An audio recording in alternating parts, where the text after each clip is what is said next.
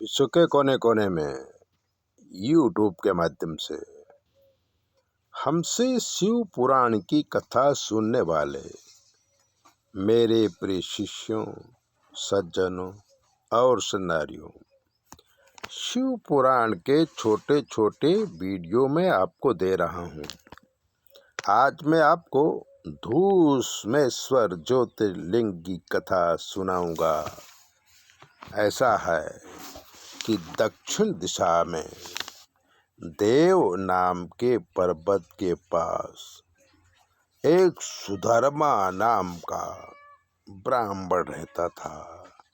उसकी पत्नी का नाम सुदेहा था। ब्राह्मण वैदिक धर्म का पालन करते हुए ब्राह्मण के बालकों को वेदों का अध्ययन कराता था, यज्ञ करता था। काफी समय बीत गया पर कोई संतान नहीं हुई तो सुदेहा काफी दुखी रहती थी। सुधर्मा उसे काफी समझाते थे पर सुदेहा दुखी रहती थी। एक बार सुदेहा ने कहा कि मुझे संतान नहीं होगा, आप मेरी बहन धूसमा से दूसरी शादी करो तो मुझे संतान सुख मिलेगा। सुधर्मा ने बहुत समझाया पर सुदेहा ने अपनी बहन धूसमा के साथ सुधर्मा की शादी करवा दिया। धूसमा पत्नी बनकर सुधर्मा के साथ रहने लगी। बड़ी बहन सुदेहा ने धूसमा को पार्थिव पूजन सिखाया। विधि विधान पूर्वक पार्थिव पूजन कर शाम को पार्थिव शिवलिंग विसर्जन करके तालाब में डालने लगी। काफी दिनों के बाद धूसमा गर्भवती हुई और उनके यहाँ पुत्र पैदा हुआ। पूरा परिवार खुश हुआ। दोनों बहनें बालक का पालन पोषण करने लगी। थोड़े दिनों में बालक युवान हुआ और सब कुछ समझने लगा।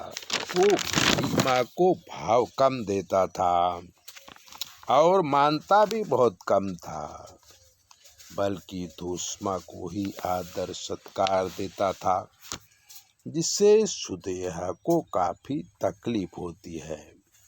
सुदेहा दुख को सहन करते करते थक गई।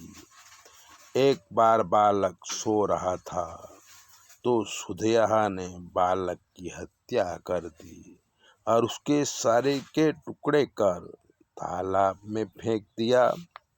धूसमा अपने पुत्र को न देख विलाप करने लगी और तालाब के पास आके जोर जोर से हे पुत्र कह के पुकारने लगी। तभी तालाब से धूसमा को अपना पुत्र आते दिखाई दिया, जिसका तेज शिव रूप की तरह चमक रहा था। दौड़ती हुई सुदेहा भी तालाब के किनारे आई। शंकर भगवान प्रकट होके धूसमा को दर्शन दिया और सुदेहा को कहा कि द्वेष भाव से तुमने पुत्र का वध किया है, इसलिए मैं अपने त्रिशूल से तेरा वध करूंगा। सुदेहा घबरा गई, बाबा से माफी मांगने लगी। तब धूसमा ने कहा कि ये मेरी बड़ी बहन है, इसकी वजह से ही मैं आपके दर्शन कर पाई हूँ और सुदेहा को माफ कर दीजिए। ये मेरी गुरु भी है और मेरी बहन भी है। इसी समय बड़े बड़े देवता प्रकट हो गए।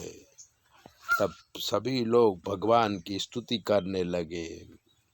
शंकर भगवान धूसमा नाम से इसी तालाब के किनारे धूसमेश्वर ज्योतिर्लिंग के रूप में रह करके आज भी भक्तों के दुखों का हरण करते हैं और जीवन सुखमय हो जाता है। ऐसे ही दिव्य बातें जानने के लिए चैनल को सब्सक्राइबर करो, लाइक करो।